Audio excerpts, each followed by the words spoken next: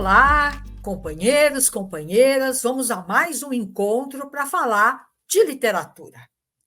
Bom, livros costumam ter uma capa, uma quarta capa, que delimitam o início e o fim da obra, proporcionando uma moldura clara para a leitura. A capa, localizada na parte frontal, em geral, apresenta o título do livro, o nome do autor, do ilustrador, da editora e, frequentemente, uma imagem ou uma ilustração que introduz o tema ou a essência de seu conteúdo. Já a quarta capa, situada na parte de trás, costuma incluir uma breve sinopse e, ocasionalmente, comentários ou resenhas críticas. Juntas, a capa e a quarta capa não apenas protegem o miolo, mas também oferecem aos leitores uma prévia do que podem esperar ao mergulharem na leitura. Mas em Enigmas, por onde começar? Há duas capas. Onde é que o livro começa e onde termina?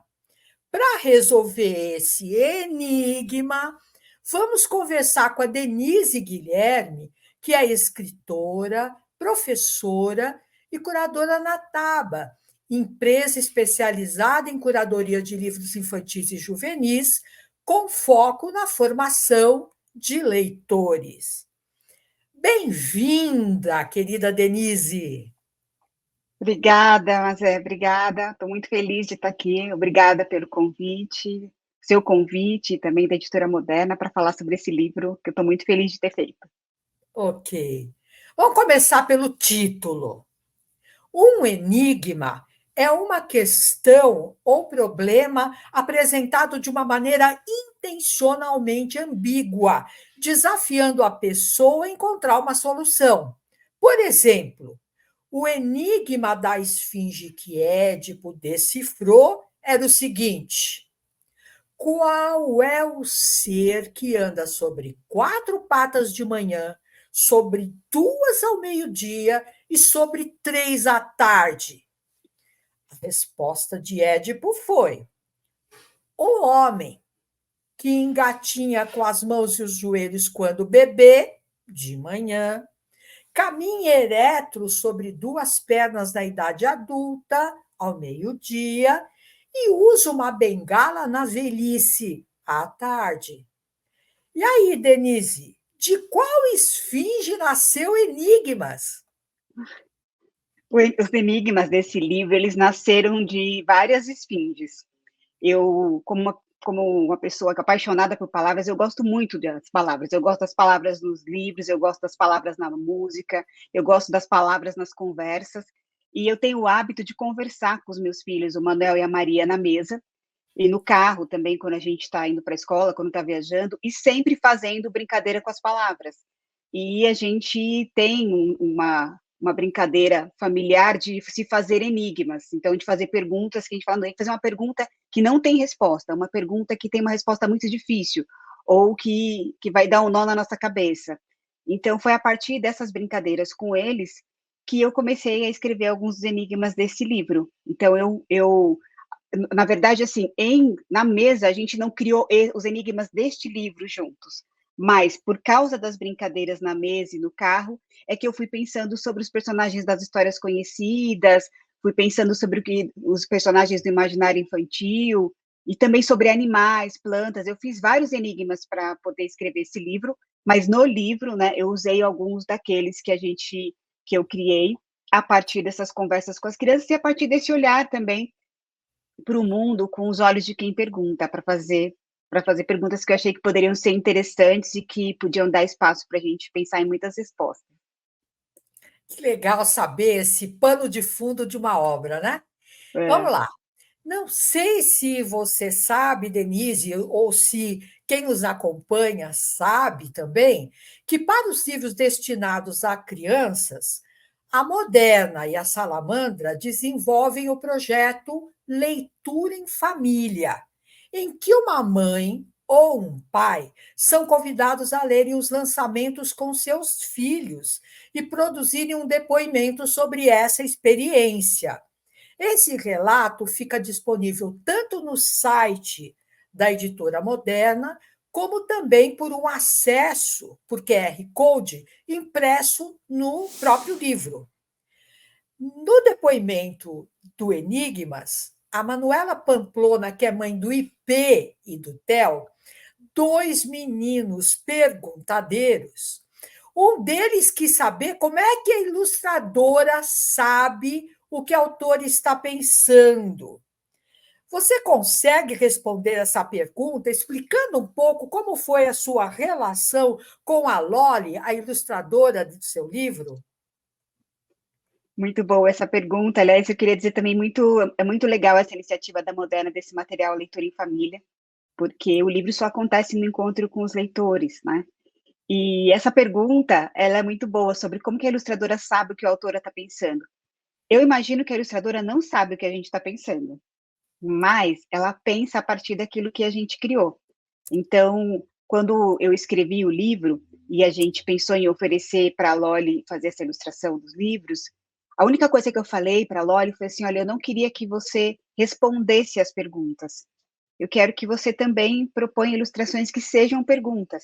Mas o que ela ia criar a partir dali é um trabalho que a autora, que a ilustradora faz a partir da experiência que ela tem, do olhar dela. Isso é uma coisa que eu aprendi com o meu primeiro livro, que depois que a gente escreve o texto e entrega na mão do ilustrador para fazer esse trabalho, o texto vira do ilustrador. E ele vai olhar para aquilo que a gente escreveu e vai criar as imagens que ele achar que faz sentido. Mas depois, não é que só a Loli fez e a gente não conversou e depois ela mandou direto o que ela tinha feito. Teve algumas ilustrações que ela fez e que eu gostei muito, falei, nossa, isso é incrível. Teve outras que eu fiz sugestões, eu falei, se a gente não fizesse desse jeito, e se fosse de tal forma? Algumas dessas sugestões a Loli seguiu, outras sugestões ela apresentou ideias que eu nem tinha pensado. Então, é muito legal ver, quando eu estava me preparando para essa conversa aqui com vocês, eu fui dar uma resgatada também nesse processo, olhar, assim, o que a Loli tinha feito de algumas ilustrações, e foi legal ver isso, porque a ilustradora, ela faz primeiro o que eles chamam de rascunho, ou RAF, que é entregar uma ideia dos desenhos que ela quer fazer para o livro. E a partir dessas ideias, a gente, não só eu, né, a autora, opina, mas também editora, diretora de arte, a gente faz uma conversa junta sobre o que a ilustradora traz, e aí a gente diz, olha, ok, pode seguir por aí, acho que faz sentido. E aí, então, aí a ilustradora vai e continua o trabalho dela. Então, eu acho que a Lori também acabou criando outros enigmas a partir das ilustrações desse livro. Sem dúvida. Bom, do ponto de vista textual, Enigmas, formado por perguntas sem respostas, pressupõe um leitor familiarizado com o universo dos contos de fada e da cultura popular. Vamos olhar uma das perguntas do livro. Se a fada madrinha atende aos desejos dos outros, quem transforma os sonhos dela em realidade? Convido vocês a apreciarem o que aconteceu quando a Manuela leu essa pergunta para o IP e o Theo. O pai dela, arriscou o Theo. Ninguém, retrucou prontamente o IP. Ah, já sei, essas mosquinhas aí, sugeriu Theo, observando a ilustração. Não são mosquinhas, Theo, esses são os desejos dela. Depois de uma pausa, e como se tivesse feito uma grande descoberta, IP finalmente concluiu: eu não sei. Não sei quem realiza os desejos dela. Theo, adorando a liberdade de dizer eu não sei, concordou. Eu também não sei. Depois disso, a cada página, a cada uma das perguntas que aparecia no livro, os dois soltavam alegres: eu não sei, alternados com debochados, sei lá, e riam. Era visível que imaginavam respostas, mas o gosto da liberdade de não saber era mais forte. E aí, Denise, como é que você interpreta a atitude desses dois pequenos leitores? Eu, quando li esse depoimento, eu achei muito divertido. E fiquei pensando, né, eu como escritora, que o livro, ele está cumprindo o que a gente se propõe a fazer, né? Porque quando eu escrevi o livro, lógico que eu tinha uma ideia de como seria a reação dos leitores, porque eu tenho 2 leitores aqui em casa também, né? Mas eu fiquei pensando sempre que, no geral, os livros costumam oferecer respostas para as crianças, né? E eu queria muito um livro que provocasse as crianças para, inclusive, dizer não sei, ou para pensar, eu nunca tinha pensado nisso, né? Ou para chegar em diferentes respostas possíveis para uma mesma pergunta. Então, essa liberdade do leitor era uma coisa que eu esperava muito que esse livro pudesse proporcionar, que pudesse mostrar para as crianças, né, quando a gente fala assim, onde o livro tem todas as perguntas, onde estão as respostas, né? Onde o livro tem tantas perguntas, onde é que estão as respostas? As respostas estão, elas podem existir na nossa cabeça, nas nossas ideias, e a partir delas surgirem outras perguntas. Então, essa reação inicial de dizer não sei, acho que também ela parte de um estranhamento da criança em pensar, espera, por que você está me perguntando, por que um livro está me perguntando coisas? Geralmente, né, o livro já me diz as respostas. E essa liberdade de poder dizer não sei, né, de olhar para o enigma e falar, não tenho nenhuma ideia, me retoma também um pouco do que eu disse no início, da origem dessa brincadeira que eu fazia e ainda faço com os meus filhos, né? A gente fica pensando em palavras que tenham outro sentido, ou de brincar justamente com isso, de fazer uma pergunta que aí o outro fala, não, nossa, pera, essa pergunta é muito difícil. Ah, não sei, não tenho a menor ideia. E aí, de repente, passa um tempo em que a gente aceita esse não saber, e aí vem uma hipótese. Aí, eu acho que é tal coisa. Sem a preocupação de que essa seja uma resposta certa, mas sim de brincar com a pergunta e pensar em possibilidades. Eu acho que, para mim, esse é um ponto muito interessante que eu percebo da relação deste livro com os leitores. Muito bom. Eu vou pegar mais um trechinho ainda do depoimento. A Manuela, em seu depoimento, conta que ao chegar à página central, quando o livro fica de ponta cabeça e as perguntas ficam invertidas, né? Para surpresa dela, essa característica do livro não gerou nenhuma pergunta. Viraram o livro e continuaram com as perguntas sem resposta, dessa vez sobre o mundo do folclore. Chegando novamente ao meio do livro, IP sugeriu que retomassem a parte dos contos de fada, mas dessa vez de trás para frente e dando as respostas. Vejam como é que eles responderam a esta pergunta do livro. Se o príncipe encantado só aparece no final da história, onde é que ele estava quando tudo acontecia? Olha a resposta. O príncipe encantado demora para aparecer porque fica se encantando durante todo o começo da história. É encantador como essa resposta articula texto e imagem. Você não acha, Uhum. Denise? Eu acho. Acho encantador, aliás, essa é uma resposta que, quando eu li esse depoimento, ela me surpreendeu bastante, porque esse encantado também, né, tem esse príncipe na ilustração meio, craquelado, mas também esse encantado pode ser essa história tão bonita que ele estava ali apreciando, desfrutando essa história enquanto tudo acontecia, esperando só chegar a vez dele entrar, como se ele fosse um ator na coxia do teatro esperando chegar a deixa para ele entrar em cena. Então, eu achei uma resposta, é aquela coisa, né, de quando a gente está aberto a escutar essa poesia da infância, o quanto as crianças articulam o significado das palavras, às vezes que não estavam previstos, ou que não são aquele imediato que a gente atribui, logo, a gente como leitor mais experiente, e talvez como leitor mais viciado também nesses sentidos, né?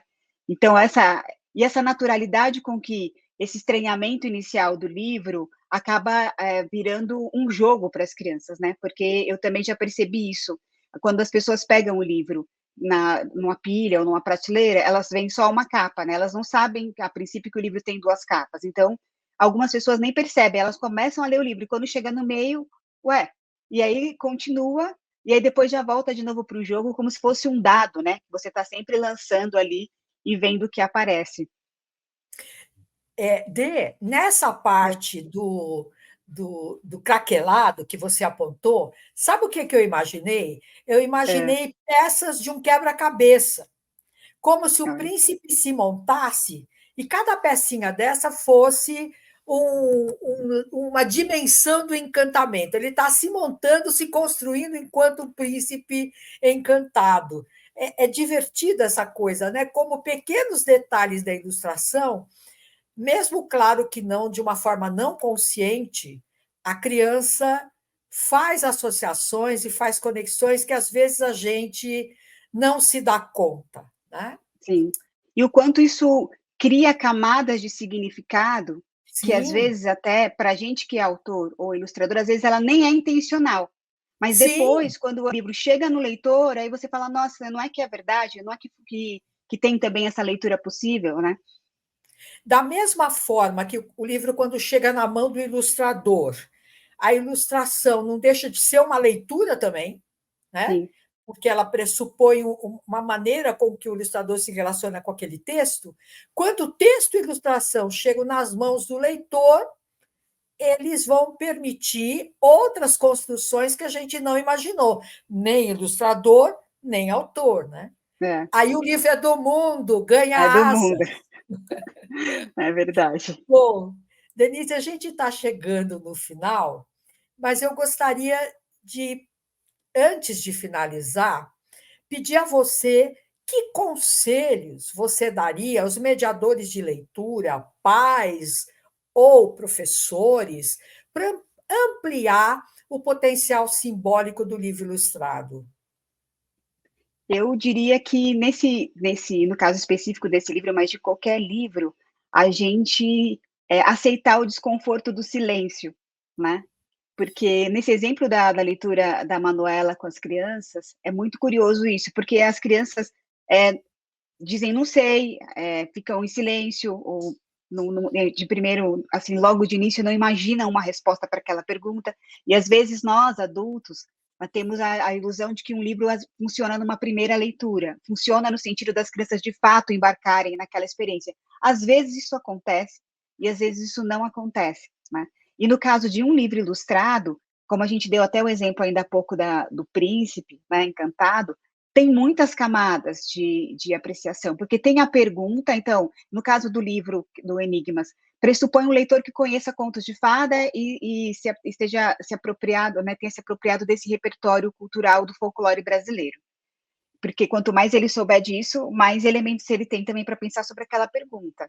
Então, pressupõe também um leitor atento às ilustrações, porque a Loli fez uma série de detalhes ali, né? Tem, por exemplo, tem a ilustração do Coelho da Páscoa, e ela faz uma referência à Ilha de Páscoa, né? O Coelho da Alice tem um detalhe na ilustração que remete aos quadros do Dali, né? O Peter Pan, que é uma das minhas ilustrações favoritas, assim, tem, né, ali tanto o conteúdo simbólico sobre essa criança que nunca envelhece, que também está na ilustração. Isso não significa que a gente vai trazer um grande tratado com as crianças sobre aquilo e também achar que um livro se esgota numa única leitura, porque é isso. Ele pode, num primeiro momento, ler e não querer dar as respostas, ou querer dar resposta para alguns daqueles enigmas, ou pode ser um livro que volta e, olha, pensei numa outra resposta para essa pergunta, ou percebi uma questão na ilustração que eu não tinha notado antes. É curioso porque mesmo a gente que trabalhou em parceria, né, eu, a Loli, as editoras, a Marília, a Maristela, toda a equipe, a Camila, que trabalhou para esse livro, a gente fez todo esse trabalho junto e depois o livro ficou pronto. E quando eu mostrei para minha família, por exemplo, a minha cunhada viu um detalhe na ilustração do Saci e fez uma associação que eu não tinha pensado. Eu falei, nossa, olha que interessante, né? Não sei se a Loli também tinha pensado, mas é a gente entender que quando você mistura texto e imagem para construir sentidos numa obra, existem muitas possibilidades de leitura. Então, para quem é pai, mãe, mediador de leitura, é ter paciência para lidar com os silêncios, ter paciência para apreciar as ilustrações e ter paciência também para entender, né, sensibilidade para entender que um bom livro, ele não se esgota numa única leitura e que esse leitor, à medida que ele vai se encontrando com essa obra em outros momentos da vida, ele vai atribuindo outros sentidos e construindo outras possibilidades para essa leitura. Eu queria comentar uma coisa a partir do que você falou, que essa paciência, às vezes, é ficar em silêncio o adulto. Porque, Isso, às vezes, a gente tem uma aflição de tentar preencher os vazios, e isso, em vez de ajudar, sufoca. Né? E, sim. e acho que o silêncio do adulto, a escuta do adulto, é muito importante nesses momentos, né, Denise? Sim, porque quando a gente se permite isso, a gente abre espaço para que a criança também se sinta confortável com o próprio silêncio dela, porque é comum que o adulto fique, não, mas e aí? Não, pensa, o príncipe estava lá durante a história, vamos lembrar da história da Bela Adormecida, vamos lembrar da história da Cinderela. Não, assim, deixa, e esse silêncio pode ser, vamos para o próximo enigma, e tudo bem, né? Vamos ver esse livro todo em silêncio e pode ser que esse livro fique reverberando depois, em algum determinado momento ele apareça numa conversa, ou não, e tudo bem, né? Isso é parte da experiência de leitura. Denise, eu gostaria muito de agradecer a você por essa conversa tão saborosa, mas como não poderia deixar de ser, eu vou terminar propondo um enigma a quem nos acompanhou até aqui. O que possui palavras e imagens, pode ser aberto de qualquer lado, tem perguntas sem respostas e, mesmo assim, encanta as crianças. Obrigada, Denise, e obrigada Obrigada, também Mazé. a quem nos acompanhou até aqui. Até o próximo encontro. Obrigada, Mazé. Até o próximo.